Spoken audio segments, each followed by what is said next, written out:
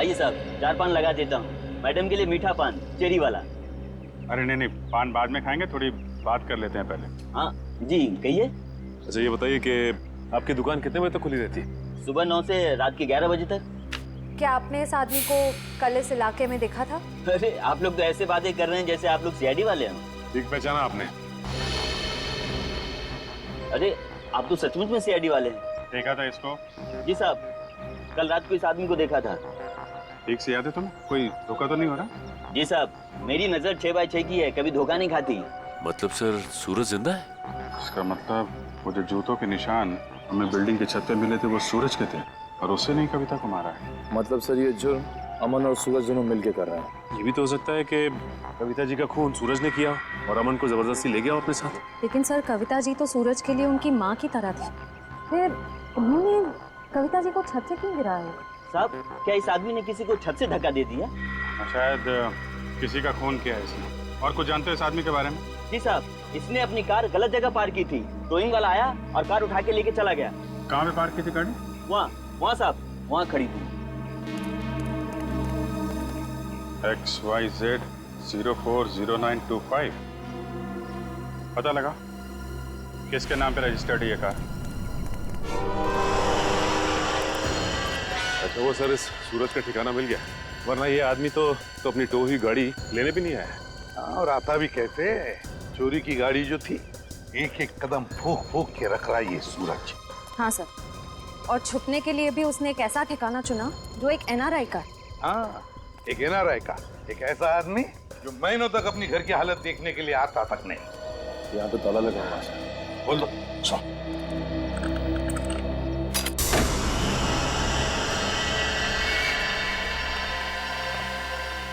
इस कमरे में से तो बहुत बुरी तरह से बदबू आ रही है। ऐसा लगता है जैसे कोई लाश है। कोई लाश ही सड़ी है इस घर में। ढूंढो, देखो कहाँ पर है वो लाश।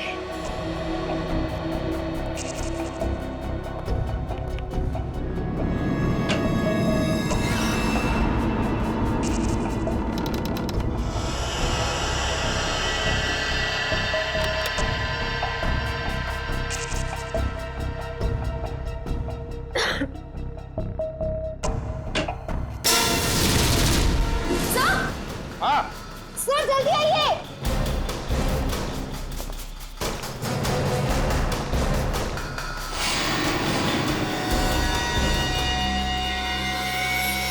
अरे ये तो रेणु का है। यही है ना वो डॉक्टर जिसने सूरज पर इलाज किया था? ये रेणुका ही है। लेकिन सर इसके नौकर ने तो बताया था कि रेणुका सिंगापुर गई। जरूर रेणुका ने झूठ कहा था अपने नौकर को कि वो सिंगापुर जा रही है। सर ये देखिए, गले पे निशान। ऐसा लगता है किसी तार से गला घोंट के मारा गया है। बिल्कुल पतला सा था और जिस तरह से बदबू आ रही है, जिस तरह से ये लाश सड़ी है, लगता है 2-3 दिन तो हुए हैं इस खून को। सर ये देखिए, उसके हाथ पे भी निशान है। वो इधर भी। सर ये निशान इस चीज का हो सकता है। ये निशान लगता है किसी रस्सी वस्सी से होते हैं ना निशान, खींचते वक्त वैसे लगते हैं ये निशान। ढूंढो जरा इस कमरे में, जो भी चीज है, जिस चीज से ये निशान बना है, यहीं कहीं मिलना चाहिए।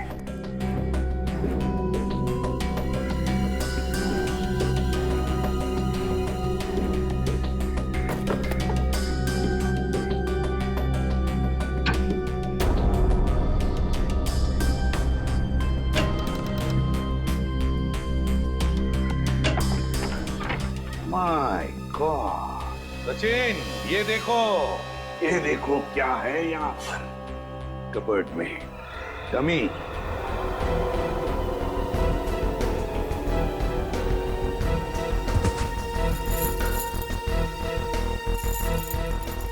कैरबिनेर और रस्सी भी। सचिन, लगता है रेणुका के हाथ पर जो निशान है ना, शायद इस रस्सी की वजह से ही है, खींचते हुए। ये देखो ऐसे। हाँ सर, लेकिन सर ये सारी की सारी चीजें इस घर में क्या कर रही हैं? क्योंकि ये सब चीजें तो शूटिंग में इस्तेमाल की जाती है, हार्नेस बांधने की। याद है सचिन, सूरज के घर की बालकनी की रेलिंग पर बहुत सारी धूल जमी हुई थी, लेकिन एक जगह पर इतना सा हिस्सा साफ था। जरूर इस रस्सी की वजह से ही होगी वो जगह साफ। मतलब सर ये सूरज का बालकनी से कूदना कविता जी का वहम नहीं था, बल्कि रेणुका और सूरज दोनों की मिलीजुली साजिश थी। बिल्कुल सचिन, ऐसा ही होगा। हुआ ये कि सूरज जब अपने घर में आया तो कविता ने उसे सामने से देख लिया। फिर सूरज और रेणुका ने मिलकर इस डमी को अपने बालकनी से नीचे फेंक दिया। तब कविता को शायद ऐसे लगा कि सूरज अपनी बालकनी से कूद पड़ा, तो वो अपने पति के साथ नीचे दौड़ कर आई और यहाँ सूरज और रेणुका इस डमी को ऊपर खींचने लगी इस रस्सी से, और इसीलिए खींचने की कोशिश में रस्सी के जख्म के निशान रेणुका के दोनों हाथों पर आ गए। मगर सर ये सारा का सारा प्लान रेणुका और सूरज का था। एक बात समझ में नहीं आई, ऐसी क्या मजबूरी आई सूरज के सामने कि उसे रेणुका को मारना पड़ा? शायद रेणुका सूरज को ब्लैकमेल कर रही थी। Double game. काम करो, इस रेणुका के सारे फोन रिकॉर्ड्स चेक करो, सारे फोन रिकॉर्ड्स, और साथ में ये भी पता लगाओ कि ये डमी, ये कैरेबिनेर और ये रस्सी कहां से खरीदे गए थे। पता चलेगा इस पूरे प्लान के पीछे किसका हाथ है, किसका दिमाग है। सर, हाँ सर, आपने ठीक कहा था सर। वाकई में रेणुका के कॉल रिकॉर्ड से दूध का दूध और पानी का पानी हो गया सर। क्या पता चला फोन रिकॉर्ड से? ये देखिए सर, पिछले 1 साल में रेणुका को सबसे ज्यादा कॉल इस नंबर से आया सर, और ये नंबर अमन जी का है। हाँ, सबसे ज्यादा फोन अमन से आए हैं। तो क्या अमन हमसे झूठ बोल रहा है? कहीं अमन भी तो मिला नहीं इसमें? हो सकता है सर, हो सकता है कि अपनी बीवी की मानसिक स्थिति का फायदा उठाया उसने और ये सारा ड्रामा रचा सूरज का, ताकि वो अकेले उसकी प्रॉपर्टी का हकदार बन जाए। सर एक बात मेरी समझ में नहीं आ रही है, वो सूरज जिसे उस पान वाले ने देखा था, वो असली सूरज था या नकली? वो असली भी हो सकता है श्रेया। भले ही सूरज ने होडाला ब्रिज से छलांग लगाई, मगर उसकी लाश कहाँ मिली है किसी को?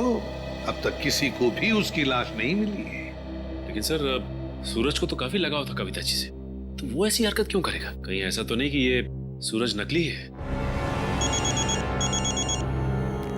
आद्या, क्या? Great work Sachin. पता चल गया उस दुकान का जहां से वो डमी खरीदा गया था। अब पता चलेगा कि असली सूरज कौन था और नकली सूरज कौन। सर हीरोइन की वीक्स तो मैं आपको 20 तरह की भिजवा सकता हूँ सर। आप सुनिए तो सर, पर आपकी एक्ट्रेस इतनी सनकी है, उसे एक भी वीक पसंद नहीं आता सर। हाँ ठीक है, भिजवा तो दूंगा, पर हाँ हर वीक का 1500 रुपया लगेगा डिपॉजिट के तौर पर। मंजूर है? Okay sir. क्या भाई साहब, मेरे लायक भी कोई विग है क्या? हाँ, क्यों नहीं सर, 1 मिनट। हाँ सर, आपकी पर्सनैलिटी को देख के ये विग जचेगा सर। नहीं, मेरे हिसाब से इनके ऊपर ये विग सूट करेगी, और मेरे ऊपर ये वाली, और फ्रेडी तुम्हारे ऊपर ये थोड़े लंबे बाल चाहिए ना, इनके ऊपर ये वाला जचेगा। सर ये कैसा मजाक है? मजाक नहीं, हम लोग सीआईडी से हैं। सीआईडी? जी हाँ। कौन आया था इनमें से आपके पास? नहीं सर, कोई नहीं आया था सर। ध्यान से देखो, हो सकता है इनमें से कोई आदमी ये डमी लेने आया हो। हाँ सर, ये डमी तो वो आदमी किराए पर लेकर गया था सर, और वापस आ ही नहीं सर। कौन था वो आदमी? सर एक मिनट, मैं देख के बताता हूँ। अब मिल गया, धीरज नाम था उसका सर। सर उस आदमी का नाम भी तो धीरज था ना, जिसने सूरज को ब्रिज से कूदते हुए देखा था। अच्छा भाई साहब, ये उस आदमी के चेहरे पे कोई कटा हुआ निशान था क्या? हाँ सर, ऐसा ही कटा हुआ निशान था सर। तो ये धीरज भी शामिल है इस षड्यंत्र में, अमन और रेणुका के साथ। रेडी, पता लगाओ इस धीरज का मोबाइल इस वक्त कहाँ पे है। अरे वो पिक्चर देखी है मैंने यार, बहुत घटिया है। अरे क्या बात कर रहा है यार, वो पिक्चर इतनी घटिया कैसे हो सकती है भाई? उसका डायरेक्टर जाना माना है, और गाने जबरदस्त, एकदम जबरदस्त हैं। कानून के गाने भी बहुत जबरदस्त होते हैं। कानून के गाने? आप लोग अरे अभी गाना शुरू नहीं किया, कहाँ जा रहे हो? अरे सुनो तो। अरे अब सीधे सीधे बता ना। बताता, सूरज के ब्रिज से गिरने की मैंने मनगढ़ंत कहानी सुनाई थी। क्यों बनाई थी? क्योंकि मुझे इस काम के लिए 1 लाख रुपए दिए गए थे। 1 लाख रुपए? किसने दिया था? हैं? उसका नाम है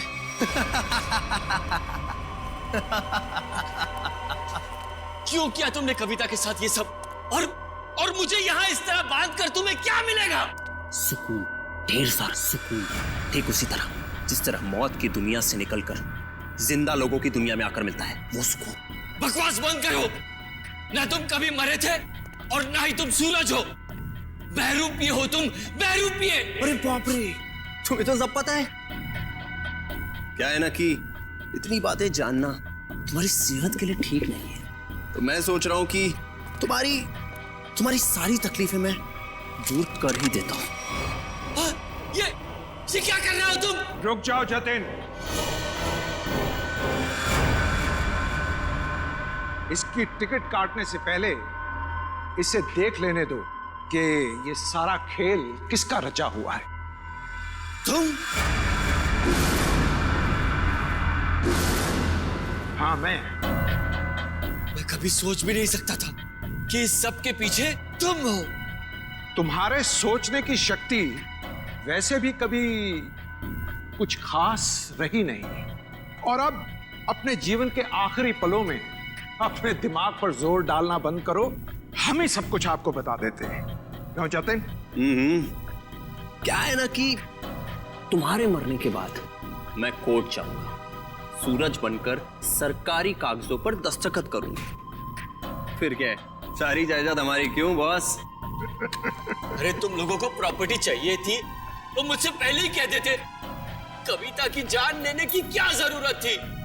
बहुत अफसोस है कविता की मौत का। जतिन, चलो अब देर मत करो, इसे भी भेज दो कविता के पास, भेज दो। Yes boss.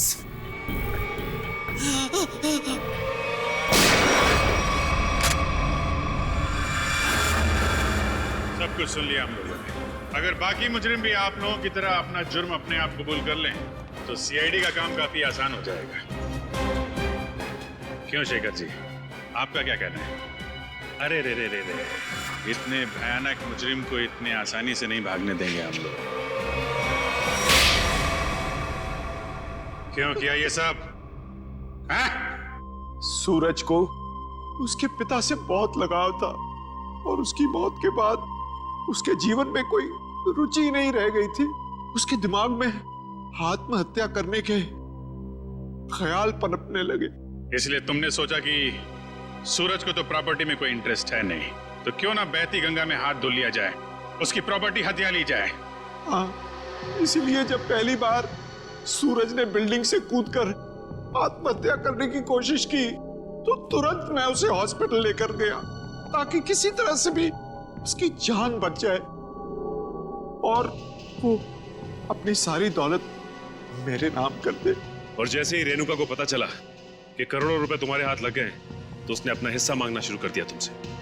हाँ, लेकिन गड़बड़ तब हुई जब वो दोबारा हॉस्पिटल से भाग गया। मैंने और रेणुका ने बहुत ढूंढा उसे, और तब हमने देखा कि सूरज! सूरज नहीं, सूरज! मेरा पीछा मत करो, मेरे पीछे मत आओ। मेरा मर जाना है, ठीक है? नहीं, मुझे दोबारा बचाने की कोशिश मत करो। नहीं, सूरज ऐसा बर्बाद मत करो।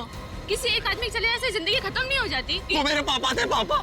तुम लोग क्या समझोगे मेरे पापा के बारे में? नहीं सूरज, नहीं नहीं नहीं, मुझे छोड़ दो। मुझे अगर तुम दोनों में से किसी ने भी कूदने से रोका तो मैं अपनी जान ले लूंगा। मैं अपनी जान ले लूंगा। मैं अपना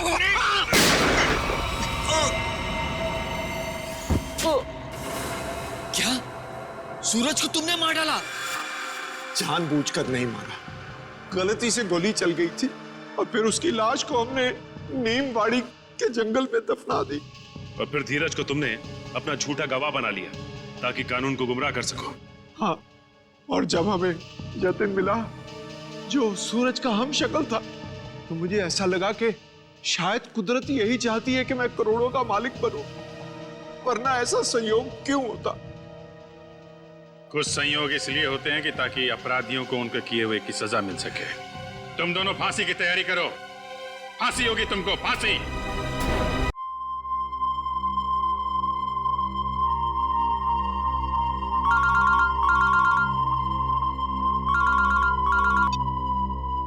हेलो, मैं बोल रहा हूँ, काम हुआ क्या? मैंने तुमसे कहा था ना कि कल 10 बजे तक तुम्हारा काम हो जाएगा। और मेरी पेमेंट कहाँ है? पेमेंट मिल जाएगा तुम्हें। कितनी बार कहा मैंने तुमसे कि मुझे आधे पैसे एडवांस चाहिए और बाकी का काम खत्म होने के बाद। काम करो, पैसा तुम्हें मिल जाएगा। फोन रखो तुम।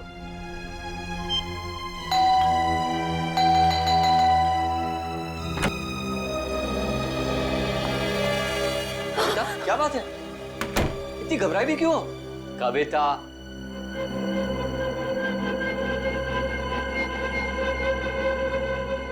कविता, मैंने उसे वहां देखा था, नीचे नीचे खड़ा था वो। नीचे? कौन? सूरज। सूरज, तुमने अपनी दवाइयां ली? अमन, मैं बीमार नहीं हूँ। मैंने उसे नीचे देखा था। उसकी आंखें उसी मासूमियत से मुझे देख रही थी जैसे पहले देखा करती।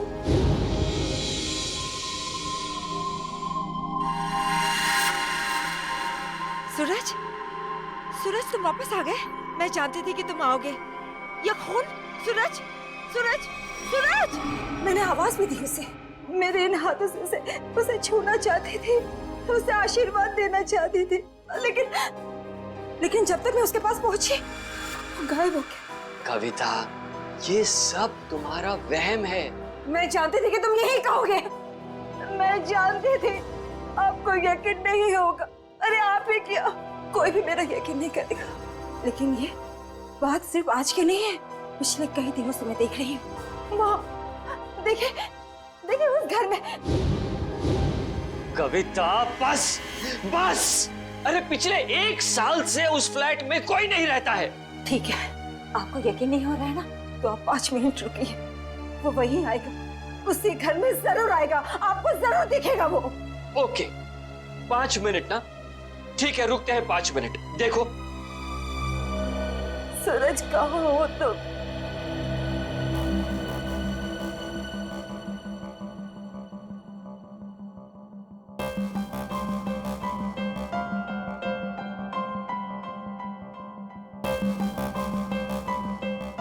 लो, हो गए तुम्हारे 5 मिनट।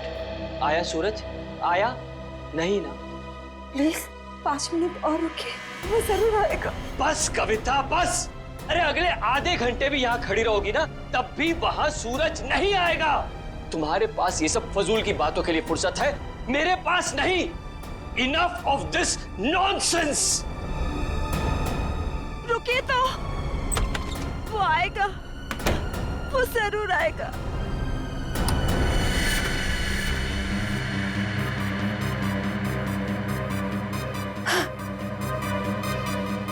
अमन, अमन जल्दी आइए! सूरज, वो देखिए सूरज!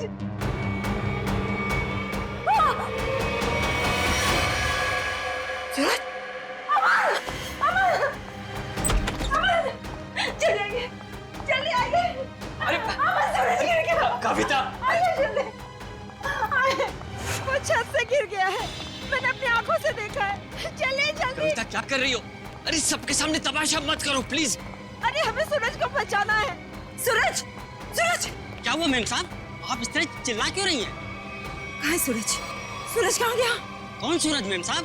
इस विंग में तो इस नाम के कोई भी साहब नहीं रहते। अमन, अमन मेरा यकीन करिए, सूरज को मैंने ऊपर बालकनी से गिरते हुए देखा था। यहीं गिरा था वो। देखो, यहाँ तो कोई भी नहीं है कोई दिख रहा है?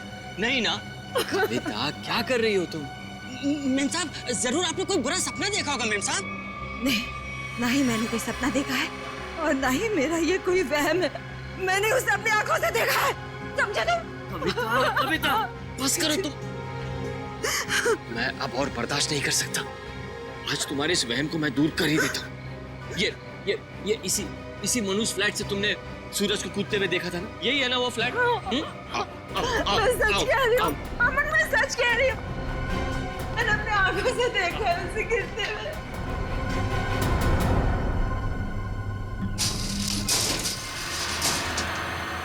ये लो, अपनी आंखों से देख लो, यहाँ ताला लगा हुआ है। कविता, मैंने तुमसे कहा ना कि ये फ्लैट 1 साल से बंद पड़ा हुआ है। नहीं साहब बिल्कुल ठीक कह रहे हैं। ये घर पिछले 1 साल से बंद ही पड़ा हुआ है। नहीं, ये तुम सबकी चाल है। मेरे साथ ऐसा घिनौना मजाक करके तुम लोग मुझे गलत साबित करना चाहते हो। कविता, मैं तुम्हारा पति हूँ, इतना प्यार करता हूँ मैं तुमसे। क्या मैं तुम्हारे साथ ऐसा करूँगा? हाँ? इसका पता तो अब सीआईडी लगाएगी। तुम भी ना कविता, हद करती हो बस। हमारी किसी की बात तुम्हारे समझ में नहीं आती। अब सीआईडी को बुलाने की क्या जरूरत थी? कविता जी आप हैं? जी मैं हूँ। आप ही ने हमें फोन करके बुलाया? हाँ, मैंने किया था आप लोगों को फोन। तो बताइए क्या हुआ यहाँ पर? मैं आपको बताता हूँ सर। कविता आप कौन है? मैं अमन, कविता का पति और सूरज का फैमिली लॉ। सूरज? वही जिसने छलांग लगाकर खुदकुशी की? हाँ वही। कविता जी मैं कह रहा हूँ आपसे, ये फ्लैट पिछले 1 साल से खुला नहीं है। हम आप सीआईडी का वक्त बर्बाद कर रही हैं। वैसे आप कौन है? मैं इस सोसाइटी का सेक्रेटरी। सोसाइटी के सेक्रेटरी है? तो फिर सेक्रेटरी साहब, अगर कविता जी ने किसी को छलांग लगाकर खुदकुशी करते हुए देखा है तो उसकी तहकीकात करना हमारा फर्ज है, समझे आप? आप हमारा वक्त बर्बाद करने की चिंता मत कीजिए। फ्लैट कहाँ है बताइए? जी ये चाबी है आपके पास? जी। तो खोलिए। कविता जी आप देख सकते हैं यहाँ सारा सामान ढका हुआ है। कोई यहाँ कैसे आएगा? यहाँ की साफ सफाई तक नहीं हुई है। सेक्रेटरी साहब, आप थोड़ी देर के लिए अपना मुंह बंद रखेंगे और सीआईडी को अपना काम करने दीजिए, ठीक है?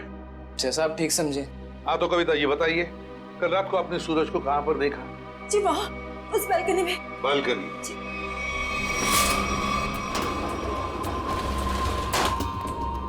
आइए बताइए, सूरज को कहाँ देखा था आपने? यहाँ खड़ा था। यहाँ पर? हाँ जी। और सर ये सब कल की बात नहीं, पिछले कई दिनों से मैं उसे यहीं देख रही हूँ। पर कविता जी ये हो कैसे सकता है? ये फ्लैट को बाहर से ताला लगा हुआ था और ये फ्लैट 6ठे माले पर है। भले ये फ्लैट 6ठे माले पर हो या 7वें माले पर, लेकिन यहाँ पर कोई तो आया था जरूर। कल रात को यहाँ पर कोई था, समझे? पर ये आप इतनी यकीन के साथ कैसे कह सकते हैं? ये मैं नहीं कह रहा हूँ, इस रेलिंग पर जो धूल जमी हुई है ना, ये हमें बता रही है। पर ये हो कैसे सकता है? कोई तो आया था यहाँ पे बालकनी में। ये बालकनी की रेलिंग पे ये मिट्टी देख रहे हो? यहाँ पे मिट्टी साफ है। ऐसा लगता है कोई यहाँ पे था जिसने इस रेलिंग के साथ छेड़छाड़ की। अब आप लोगों को मेरी बात पर यकीन हुआ ना सर? देखा अमन, मैं सच कह रही थी। एक मिनट। अगर किसी ने यहाँ से खुदकुशी की होती तो उसकी लाश कहाँ है? और इतने ऊपर से कूदने के बाद जमीन पर गिरते ही उसका सर फटा होगा, खून निकला होगा। जमीन पर ना उसकी लाश मिली, ना जमीन से खून के निशान। और तो और वॉचमैन तो कुछ देखता। अब हम देख लेंगे और पता भी लगा लेंगे। देख नीचे चलते हैं।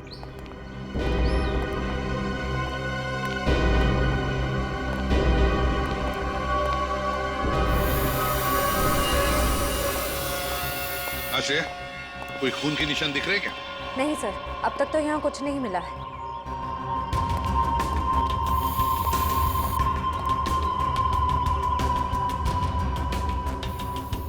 वॉचमैन, कल रात ड्यूटी पर थे ना तुम? साहब नहीं था। तो फिर तुमने देखा कैसे नहीं किसी को ऊपर से गिरते हुए? साहब रात में मैं ही यहाँ पे बैठा हुआ था। ये मेम साहब अचानक यहाँ आई और बोलने लगी कि सूरज ऊपर से कूद गया। अच्छा एक बात बताओ, कल कोई अनजान आदमी आया था कल रात को यहाँ इस विंग में? नहीं साहब, इस विंग में जो लोग रहते हैं वही लोग आए थे साहब। आप चाहें तो मैं आपको रजिस्टर भी दिखा सकता हूँ साहब। सर? हाँ? सर खून के कोई ट्रेसेस नहीं मिले वहाँ पे। ऐसे कैसे हो सकता है? आप लोगों को कुछ सबूत मिला है ना बालकनी में किसी की मौजूदगी का? मैं सच कह रही हूँ सर, मेरा यकीन कीजिए। कविता जी हम आपका पूरा विश्वास कर रहे हैं, आप सच बोल रही हैं। मैं तो सच बोल रही हूँ, लेकिन मुझे लगता है कि ये लोग झूठ बोल रहे हैं। क्या मतलब? शायद ये लोग मुझे झूठा साबित करना चाहते हैं। लेकिन क्यों गलत साबित करना चाहते हैं ये लोग? ऐसा ही है सर, मेरे आने से पहले इन लोगों ने लाश को ठिकाने लगा दिया होगा, खून भी साफ कर दिया होगा। मेरा यकीन कीजिए, मैं सच बोल रही हूँ। कविता, तुम सबके सामने पतंग खड़ा कर रही हो। एक मिनट सर, आप नहीं सर, मैं सच बोल रही हूँ। सर आप मेरी पत्नी की बातों को ज्यादा गंभीरता से मत लीजिए। दरअसल उसका दिमागी इलाज चल रहा है। दिमागी इलाज चल रहा है? क्यों, किस लिए? उसे हेलुसिनेशंस होते हैं सर। उसे ऐसे लगता है जैसे सब लोग उसके खिलाफ हैं। और जिस सूरज की वो बात कर रही है ना, उसकी तो 1 साल पहले मौत हो चुकी है। सूरज की मौत 1 साल पहले हुई थी? जी। अच्छा, और फिर भी इस बात का तो नजरअंदाज नहीं कर सकते ना कि आपकी पत्नी कविता ने किसी को ऊपर से छलांग लगाकर खुदकुशी करते हुए देखा है। एक बात बताइए, सूरज की मौत हुई कैसे थी? सर सूरज ने फ्लैट से कूदकर आत्महत्या कर ली थी। वैसे आप कौन है? मैं सूरज का चचेरा भाई प्रतीक और ये मेरी पत्नी नताशा। एक बात बताइए, सूरज ने आत्महत्या क्यों की? सर सूरज को अपने पिता से बहुत लगाव था और उनकी मौत के बाद उसके पास जिंदा रहने का कोई मकसद ही नहीं बचा था। कविता जी, एक बात बताइए, क्या आपने 1 साल पहले सूरज को कूदते हुए देखा था अपने घर से? तभी मैं इस शहर में नहीं थी सर। मेरे वापस आने के बाद मुझे बताया गया था, लेकिन मुझे यकीन ही नहीं हुआ। माँ बाप की मौत हर बच्चों के लिए बहुत बड़ा सदमा होती है, लेकिन इसका मतलब ये नहीं है कि आप अपनी जिंदगी का अंत ही कर दो। सर, मैं पूरे यकीन के साथ कह सकती हूँ कि सूरज जिंदा था। पिछले कई दिनों से मैं उसे देख रही थी। कविता सर आप यकीन कीजिए सर। बस करो, तुम्हारी तबीयत ठीक नहीं है। हाँ? चलो घर चलो, तुम्हारे आराम का वक्त हो गया। अमर मैं सच क्या है? एक्सक्यूज मी सर, सर, चलो चलो चलो चलो मेरे साथ, चलो। अमर मैं सच बोल रही। सर, कविता आंटी को सूरज की मौत का बहुत गहरा सदमा लगा है, इसलिए उसके कूदने का दृश्य उनकी आंखों के सामने बार बार आता रहता है। सर, कविता आंटी की अपनी कोई संतान थी नहीं और वो सूरज को अपने बेटे समान मानती थी। सूरज को हॉस्पिटल कौन ले गया था? मैं, नताशा और अमन अंकल, हम तीनों मिलकर लेकर गए। सर मैं भी था। हाँ, शेखर, सूरज के पिता का बचपन का दोस्त। कौन से हॉस्पिटल ले गए थे सूरज को? Sir, city hospital. City hospital. देख, सूरज की मौत 1 साल पहले हुई है, तो पता लगाना पड़ेगा कि लोकल पुलिस स्टेशन का कौन सा ऑफिसर उस केस को देखता था और फिर उसे लेकर सिटी हॉस्पिटल जाना पड़ेगा।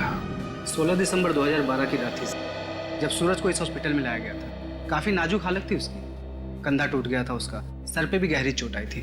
लग नहीं रहा था कि वो बचेगा। लग नहीं रहा था? बिल्डिंग से कूद के उसकी मौत हो गई थी ना? मौत?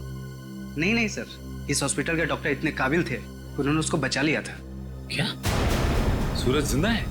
नहीं सर, वो मर चुका है।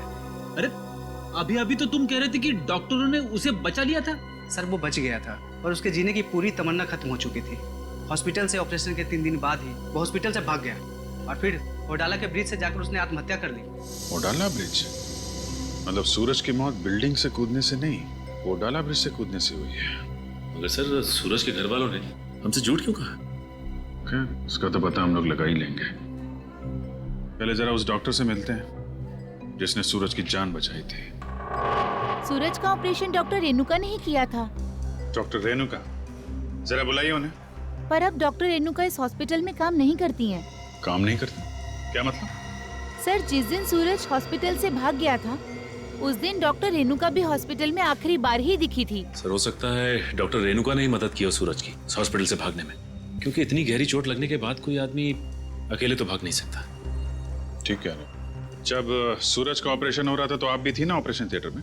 हाँ सर, सूरज का बच पाना तो लगभग असंभव था, मगर डॉक्टर रेणुका ने तो कमाल कर दिखाया। उन्होंने सूरज की जान बचा ली। हॉस्पिटल में सब लोगों ने उनकी तारीफ भी की थी। जब सूरज इतना घायल था तो वो हॉस्पिटल से भागा कैसे? आपके हॉस्पिटल की सिक्योरिटी ठीक नहीं लगता है? पता नहीं सर कैसे भाग गया। डॉक्टर रेणुका ने तो उन्हें नींद का इंजेक्शन भी दिया था। लगभग 3 घंटे तक तो उन्हें होश ही नहीं आना चाहिए था। ठीक है, आप जरा हमें रेणुका जी के सारे डिटेल्स दीजिए, सारे रिकॉर्ड्स। ओके ओके सर, मैं अभी लेकर आती हूँ। रेडी? पता करो उस रात सिक्योरिटी में कौन था, लेके आओ। सचिन, आप इनके साथ होडाला ब्रिज जाओ, देखो कहाँ से छलांग मारी थी उस सूरज ने। आइए।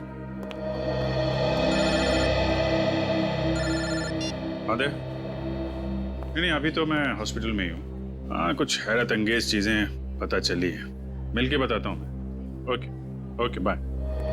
सर, उस रात ये वॉचमैन ड्यूटी पे था। एक घायल आदमी हॉस्पिटल से भाग गया है? ड्यूटी पे सोते हो क्या? साहब, मैंने उसे रोकने की पूरी कोशिश की थी, लेकिन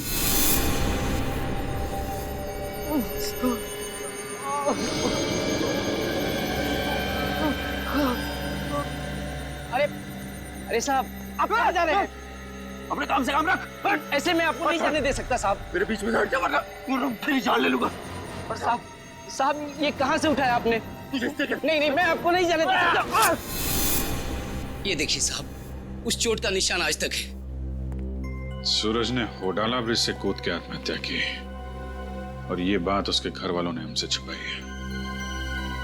कोई तो ऐसा राज है जिस पर वो लोग पर्दा डालने की कोशिश कर रहे हैं।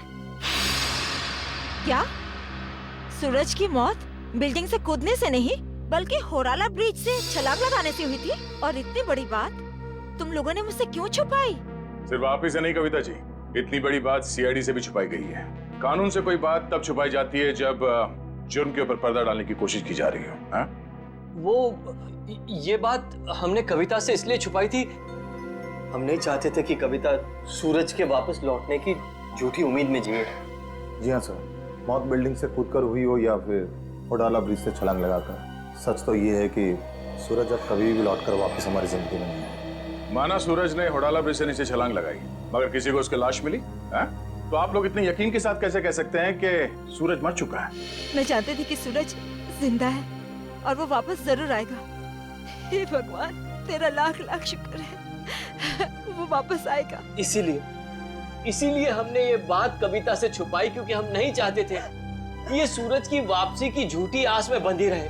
अब आपने इसे सब कुछ सच सच बताकर इस बेचारे की बची कुची जिंदगी में भी जहर घोल दिया। तुम मेरे पति नहीं हो, दुश्मन हो दुश्मन। तुमसे मेरी खुशी देखी नहीं जाती, मेरा सुख तुमसे बर्दाश्त नहीं होता। बोलो, ये छुपाया था मुझसे, हमें नहीं छोड़ेंगे। कविता जी संभालिए। छोड़िए छोड़िए। अब तो खुश है ना आप लोग हमारे घर में झगड़ा लगाते हो? आपके घर के झगड़े से ज्यादा जरूरी फिलहाल हमें यह जानना है सूरज जिंदा है या नहीं, और अगर वो जिंदा नहीं है तो फिर कौन है वो आदमी जो नकली सूरज बनकर ये खेल खेल रहा है? अच्छा, ये है डॉक्टर रेणुका, इसने बचाया सूरज को। हाँ सर, इनके घर पे पूछताछ करने पे इनके नौकर ने बताया कि हॉस्पिटल की नौकरी छोड़ने के 1 हफ्ते बाद ये सिंगापुर चली गई थी। हॉस्पिटल से नौकरी छोड़ने के बाद ये सिंगापुर चली गई, तो फिर कभी न कभी तो वापस आती होगी। नहीं सर, वापस आना तो दूर की बात है, इन्होंने एक फोन तक नहीं किया। अरे, एक फोन तक नहीं किया? बड़ी अजीब बात है। कोई अपना घर नौकर पर सौंप जाता है तो कभी न कभी फोन करके पूछताछ तो करता है घर की हालत के बारे में। हाँ सर, पर इन्होंने ऐसा बिल्कुल नहीं किया। और सर, नौकरों की पगार हर महीने सीधे उनके अकाउंट्स में डाल दी जाती है, वो भी कैश। नहीं नहीं नहीं नहीं, कुछ और ही चक्कर है, कुछ और ही चक्कर है ये। सर ये धीरज, इन्होंने सूरज को होडाला ब्रिज से कूदते हुए देखा था 1 साल। क्या तुम्हें पूरा यकीन है कि वो सूरज ही था? जी सर, पुलिस ने उस वक्त उसकी फोटो दिखाई थी, वही सूरज था। क्या यही था वो? हैं? जी सर, यही सूरज था। अगर तुमने सूरज को ब्रिज से कूदते हुए देखा तो तुमने उसे बचाने की कोशिश क्यों नहीं की? रोका क्यों नहीं उसे? सर, मुझे नहीं मालूम था कि ये कूदने वाला है। मैंने समझा कि बस यूं ही टहलने के लिए आया होगा। जब तक मैं कुछ समझ पाता, इन्होंने वहां से छलांग लगा दी। कब हुआ ये? सर, रात तकरीबन 1 बजे की। रात के 1 बजे? तो क्या मैं पूछ सकता हूँ कि रात के 1 बजे आप वहां क्या कर रहे थे होडाला ब्रिज पर? सर, वो क्या है ना कि मैं एक लेखक हूँ। जब कभी कहानी लिखते लिखते अटक जाता हूँ तो वहां टहलने के लिए निकल पड़ता हूँ, इस उम्मीद से कि शायद कोई नई प्रेरणा मिल जाए। लेकिन जब से ये हादसा हुआ है ना सर, मैंने उस ब्रिज पे जाना बंद कर दिया है। वैसे आप लिखते क्या है? सर, मैं उपन्यास लिखता हूँ, नोवेल्स। ठीक है धीरज, थैंक यू वेरी मच, तुम जा सकते हो। अगर जरूरत पड़े तो हम तुम्हें फिर से बुला लेंगे। सर, ये होडाला ब्रिज के नीचे के पानी का बहाव बहुत तेज है सर। अगर कोई भी आदमी ऊपर से नीचे गिरता है तो उसका बचना अब नामुमकिन है सर। और तो और सर, पुलिस वालों ने उस जगह की अच्छी तरीके से छानबीन करवाई थी गोताखोरों से, लेकिन सूरज की लाश नहीं मिली थी सर। हो सकता है कि तेज बहाव की वजह से वो सूरज को ढूंढ नहीं पाए होंगे, या फिर किसी न किसी वजह से सूरज डूबने से बच गया। सर, अगर ये सूरज बच गया है तो सिर्फ कविता जी को क्यों दिखाई देता है? अमन जी या बाकी लोगों को क्यों नहीं? वही तो, अगर ये बच गए तो सिर्फ कविता को ही कैसे दिखता है, और किसी को क्यों नहीं दिखता? नहीं नहीं नहीं नहीं नहीं नहीं, ये कुछ ना कुछ तो गड़बड़ जरूर है, क्योंकि अगर ये बच गया तो सबके सामने क्यों नहीं आता है? सर, शायद ये कविता जी का कोई वहम है। नहीं नहीं नहीं निखिल, ये कोई वहम नहीं है, कोई वहम नहीं है। अगर ये कविता जी का वहम होता तो इस सूरज की घर की बालकनी के रेलिंग पर जो धूल जमा हुई थी उसमें से इतना सा हिस्सा ही साफ कैसे मिला हमको? इतना सा हिस्सा साफ कैसे मिला? उसका एक ही मतलब है कि कोई ना कोई तो था सूरज के घर में, कोई ना कोई तो गया था सूरज के घर में जिसे कविता ने देख लिया, मगर कौन? कौन गया था सूरज के घर में? है कौन ये? इसका पता तो लगाना ही पड़ेगा।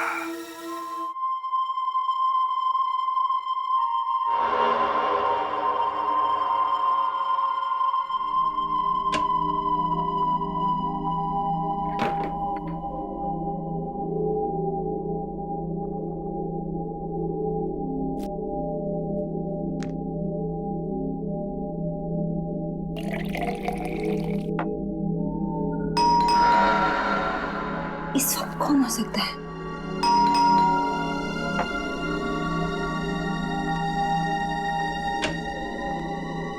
कौन है?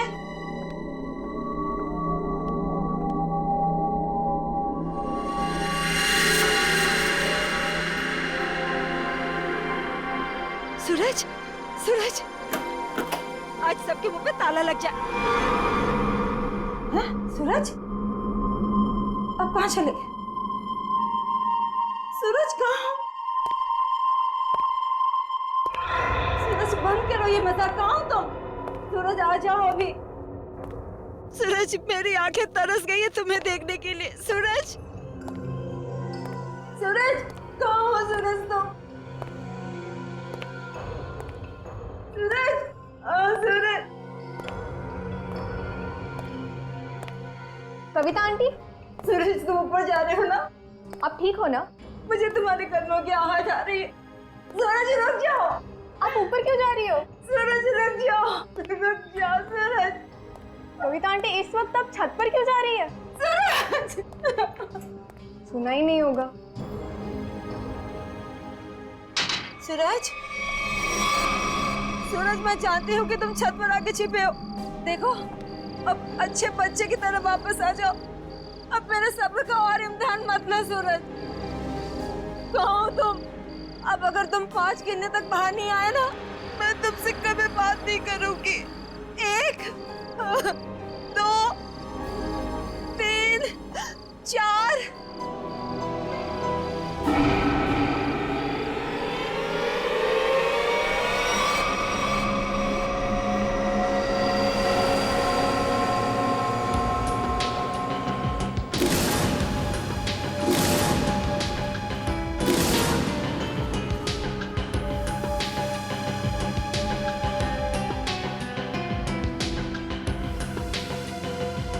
तुम इस विंग के वॉचमैन हो ना? जी साहब। कैसे हुआ ये सब? साहब, कल रात तकरीबन 2 बजे मुझे किसी की चीख सुनाई दी। देखा तो कविता मैम साहब लहूलुहान जमीन पर पड़ी हुई थी। सर, मैं सोच भी नहीं सकता था कि सूरज के गम में कविता आत्महत्या। पता नहीं आजकल के लोग इतना कमजोर क्यों हो गए। दुख बर्दाश्त करने की किसी में भी शक्ति नहीं रही। सर,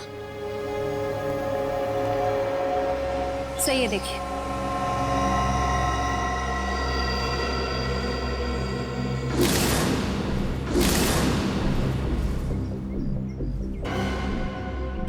ये बात है। शेखर जी, कविता ने आत्महत्या नहीं की है। क्या बोल रहे हैं आप? इनके हाथों में बहुत सारी खरोंचे हैं, चूड़ियां टूटी हुई हैं। ऐसा लगता है कि उसकी किसी से हाथापाई हुई है। शायद खूनी ने छत पे से धक्का दिया इनको। वैसे ये बताइए कि आप में से किसी ने भी कविता जी को छत पे जाते देखा क्या? हाँ सर, मैंने देखा था। वो ऊपर जा रही थी सीढ़ियों से। मैंने उन्हें आवाज भी दी थी, पर उन्होंने सुना नहीं। कविता जी अकेले छत पे जा रही थी या उनके साथ में कोई और भी था? वो अकेली थी सर, और वो बार बार सूरज का नाम ले रही थी सर। मतलब सर, ये सूरज भी छत पे ही था? हो सकता है, या फिर वो आदमी जो सूरज बनने का नाटक कर रहा है। ये अमन जी नहीं दिखाई दे रहे? कहाँ है वो? पता नहीं जी, सुबह से उसका नंबर ट्राई कर रहा हूँ लेकिन फोन ऑफ है। सर, वो घर पे भी नहीं है। शायद ऑफिस में हो। ऑफिस के नंबर पे डायल करके देख, कहाँ है वो? कल रात कोई अनजान आदमी आया था यहाँ पे? नहीं साहब, मैंने किसी को नहीं देखा। सो रहे थे क्या? नहीं साहब, मैं सच कह रहा हूँ। मैं कल रात जाग रहा था और मैंने किसी को नहीं देखा इस विंग में जाते हुए। अगर जाग रहे थे तो किसी और को कविता के साथ छत पे जाते हुए क्यों नहीं देखा तुमने? मुझे तो ये भी नहीं पता साहब कि कविता मैम छत पे कैसे चली गई। छत का दरवाजा हमेशा बंद रहता है। चाबी किसके पास रहती है? चाबी मेरे पास रहती है साहब। लाओ चाबी लो। सर, ये देखिए, चाबी में चिकनाहट है। चिकना तो है, साबुन। लगता है किसी ने साबुन पे चाबी का निशान लिया है और डुप्लीकेट चाबी बनाई है। नहीं साहब, मैंने किसी को चाबी नहीं दी थी साहब। तुमने कुछ नहीं किया, लेकिन लापरवाही तो की है ना तुमने। केबिन में तुमने चाबी लावारिस छोड़ दी होगी और इस बात का फायदा उठाकर किसी ने डुप्लीकेट चाबी बनवा ली। खूनी जो कोई भी है, छत पे जरूर कोई निशान छोड़ा होगा उसने। श्रेय, बॉडी को पोस्टमार्टम के लिए भिजवा दो।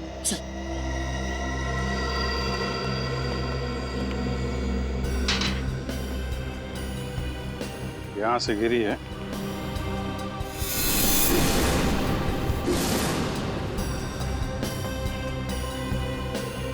चूड़ी। इसका मतलब यहीं से खूनी ने कविता जी को नीचे फेंका है। यहीं पे हाथापाई हुई होगी और खूनी ने कविता को यहां से फेंक दिया है।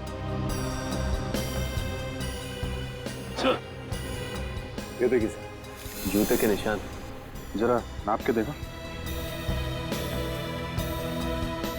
इसका मतलब खूनी 10 या 11 नंबर के जूते पहनता होगा। लेकिन सर, ये भी तो हो सकता है कि ये जूता खूनी का ना हो और किसी ऐसे आदमी का हो जो इस बिल्डिंग में रह रहा हो। सचिन वॉचमैन बता रहा था ना, दरवाजे पे ताला लगा रहता है और उस चाबी पे भी साबुन लगा हुआ है। इसका मतलब खूनी ने डुप्लीकेट चाबी बनाई है। ये निशान खूनी का ही होगा।